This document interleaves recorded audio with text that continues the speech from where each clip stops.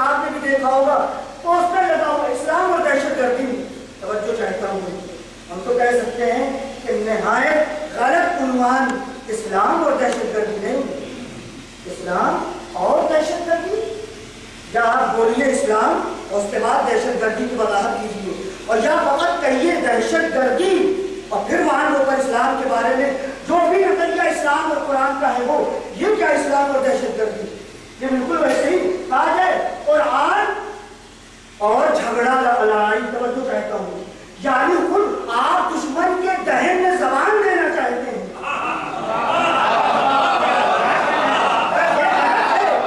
اگر آپ متفکر ہیں تو آپ اپنی بات کہہ بھی کیجیے اور دشمن سمجھ بھی جائے اور دشمن کی خوشحالی کا سبب نہ ہو اور نہ دوست ناراض ہو.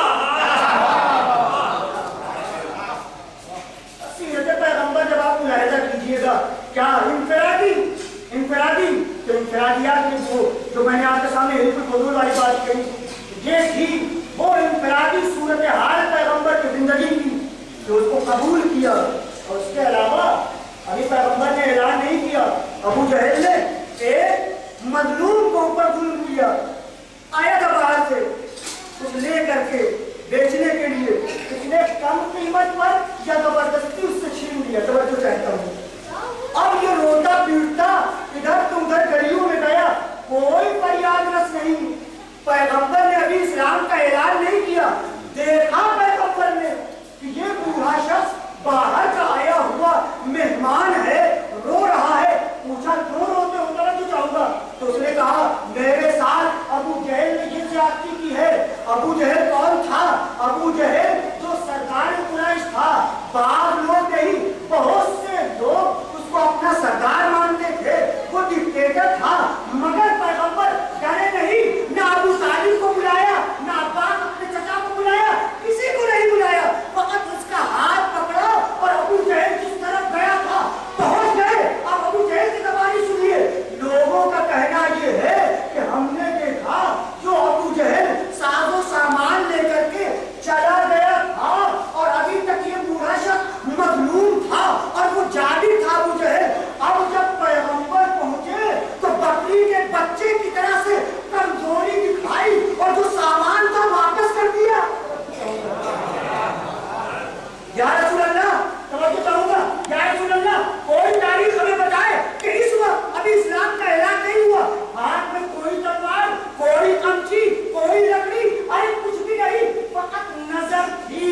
اور ابو جہل نے کہا ایسے محمد نے دیکھا تو ان کی ہیبت طاری ہو گئی.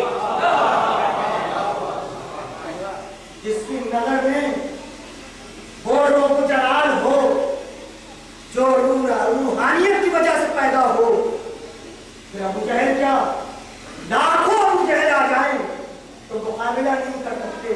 تو آپ مجھے کہنے دیجیے, یہی وہ قوت تھی پیغمبر کی, یہی وہ پاکیزہ صفات تھے جس نے دشمن کو مجبور کیا کہ پیغمبر کی پاکیزہ سیرت کے اوپر مٹی ڈالی جائے.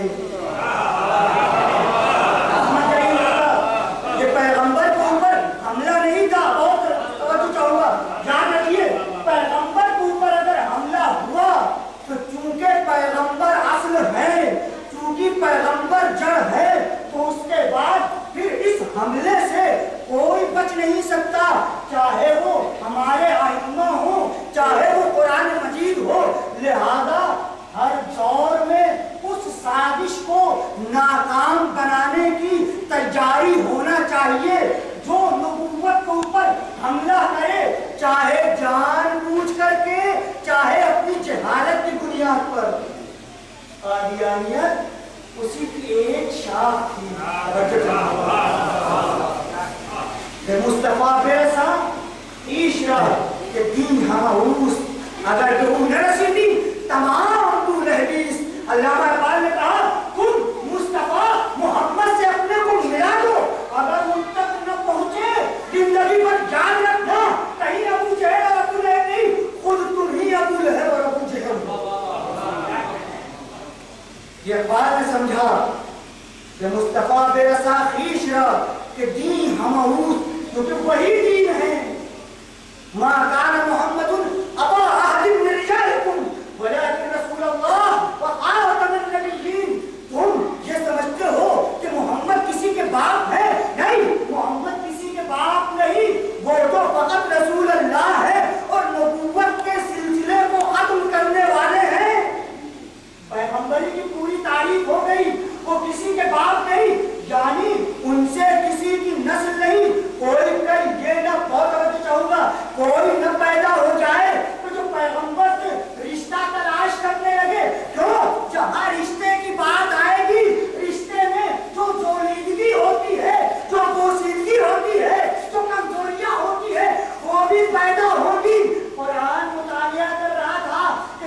पैदा होंगे इसी रिश्ते की बुनियाद पर पैगंबर को मठभैरा करने के लिए अपना बड़ा भाई कहेंगे।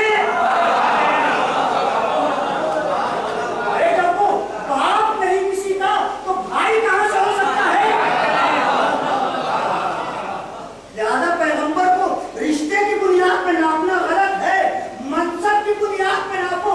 और जब मनसब की बात आएगी तो जो भी पैरोकार है मजबूर है कि मनसब की पैरवी करे और कुरान इसके अलावा कुछ नहीं चाहता।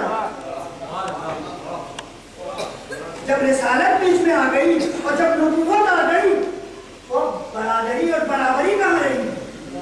और चाहूंगा और यहीं पे एक और नुकता कहूँ, ये आयत नाज़िल हुई और जो वाक़ियन इस घराने के थे, जो वाक़ियन पैरोकार थे, नहीं कहूँ जो वाक़ियन वारिसे नबूवत और रिसालत थे, आयत नाज़िल हुई उसमें इत्लाक़ था, सारे लोगों के लिए थी।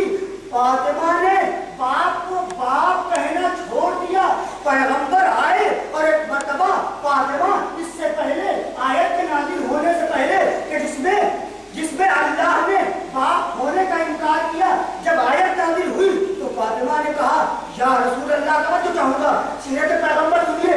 और जब या रसूल अल्लाह कहा तो पैगंबर के माथे के ऊपर शिकन आ गए। फातिमा तुम मेरी बेटी हो, मैं तुम्हारा बाप हूँ, तुम्हारे लिए यही जेल देता है कि तुम मुझे बाप कह के पुकारो। समझो चाहूंगा और इसमें जो नुक्ता पैगंबर ने पेश किया और समाज के लिए बहुत बड़ी चीज है वो ये एक तरबियती नुक्ता। ए फातिमा याद रखो, जब कोई बेटा या बेटी अपने बाप या माँ को उस रिश्ते से पुकारती है तो वो सुकून कल्ब का सबब बनता है।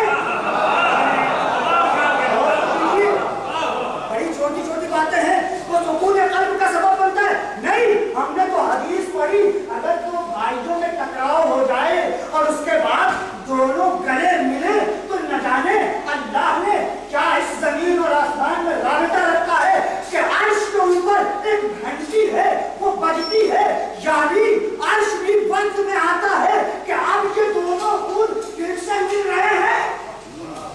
अब गौर तो कीजिए, इस्लाम फकत तारीफ और तमजीद का नाम नहीं, इस्लाम एक प्रैक्टिकली मजहब है। इस्लाम एक तामीर चाहता है और उसकी खासियत ये है कि वो हमें और आपको बनाने आया है।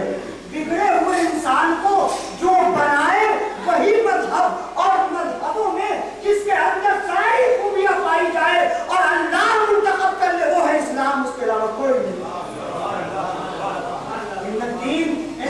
इस्लाम और कीजिए और देखिए। और उसके बाद पैगंबर की जिंदगी में जिस कदर आप बारिश होते चले जाइए, जंगों का मामला ले लीजिए, पैगंबर की जिंदगी में